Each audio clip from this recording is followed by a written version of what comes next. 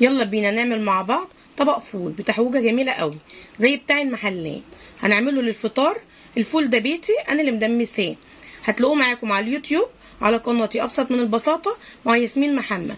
بس يا ريت اللايك والاول مره يشوفني الاشتراك في القناه ويفعل الجرس عشان يوصل له كل جديد. يلا بينا نسمي الله.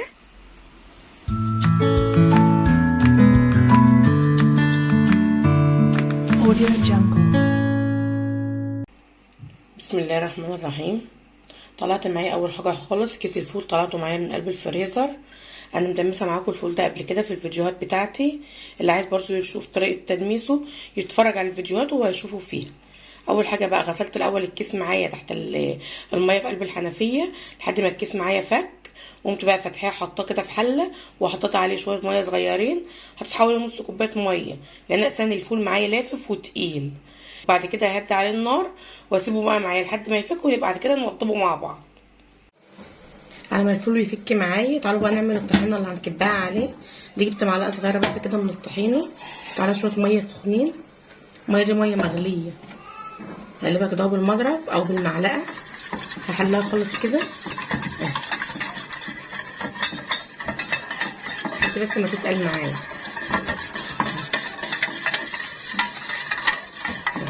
عايزه نقطه بس كمان صغيره. انت بقى بتجيبي بنت الميه المغليه وتقلبي لحد ما هي تفك معاكي لحد ما تلاقيها تقيله بالتقل ده كده. دي كده الطحينه اللي بتتكب على الفول بره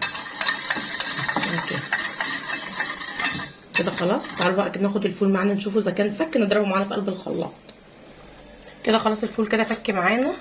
انا عشان دي برد معايا على طول سايبه فيه لسه حته فول كده مجمده معايا، هي لسه فيها تلج. هسيبه يا دوبك 3 دقايق او حاجه على بس ما حته التلج دي كده تفك فيه. بعد ما طفيت عليه باخده بقى اضربه معايا في قلب الخلاط عشان بس ما يبوظليش الخلاط. انا خدت الفول دلوقتي كده ضربته معايا في قلب الخلاط. بعد ما ضربته بقى طبعا هو معايا سخن هركنه بقى كده على جنب وتعالوا نعمل الدقه مع بعض. جبت بقى معايا كده فصين توم دقيتهم معايا في قلب الهول، وانا بدقه معايا في قلب الهول عشان ما يطرش مني بحط عليه شعره ملح صغيره اهو. دقيته معايا كده. اجيب بقى معايا البهارات، ده شويه كزبره وشويه كمون ودي شويه من الشطه، كله انصاص معلقه من دي الصغيره اهو. واحط عليهم طبعا شويه خل اهو، حوالي 3 معالق من ديت كده من الخل اهو. وطبعا ليمونيه حلوه كده، الفول طبعا معروف بيحب الليمون اهو.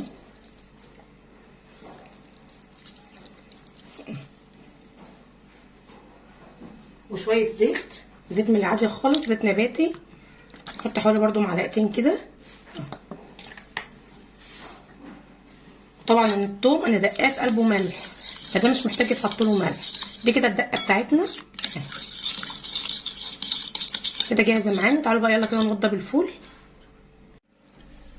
كده الفول معايا اهو. جبت الدقه اللي احنا مجهزينها سوا اهي، هحط منها حوالي 3 معالق بس كده عليها اهي، هكب حتى نصها على قد بقى كميه الفول اللي عندك انت بتحطي وبتقدري.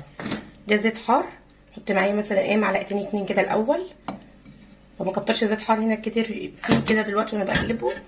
ودي الطحينه اللي احنا عاملينها مع بعض، طبعا هي تقيله باخد منها معلقه بس كده اهو. اقلب ده كده كلته كده مع بعض. طبعا الدقه انا حاطه فيها الليمون والشطه والكزبره والكمون.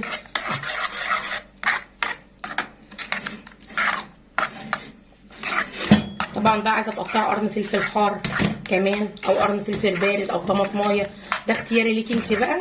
اي حاجه جديده انت عايزه تحطها عليه او الاضافات دي بمعنى اصح يعني اختياري ليكي انت بقى اهو. تعالوا كده بقى هو كده خلاص جاهز معايا، وحطيت طبعا كمان الملح بتاعه. تعالى كده بقى نقدمه مع بعض ونشوف هنقدمه ازاي. فضيت كده معايا الفول في الاطباق اللي هقدمها معايا. ده بقى الطحينه بتاعتي اهيت، انا لقيتها تقيله حطيت عليها برده معلقه ميه سخنه ولفيتها تاني كده شويه معايا.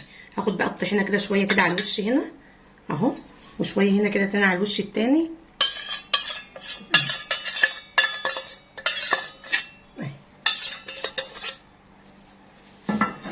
الدقه برده اللي احنا عاملينها معانا وسايبينها اهي، واخد برده شويه كده. مش قادره اقول لكم بصراحه شكلها ولا ريحتها عامله ازاي.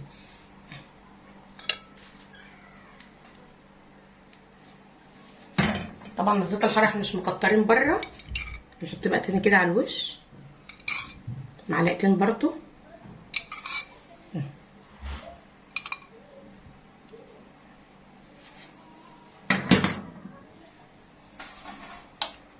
شايفين شكله عامل ازاي؟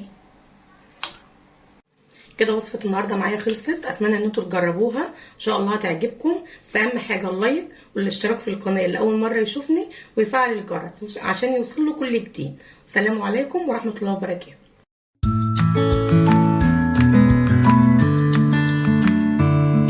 Audio Jungle.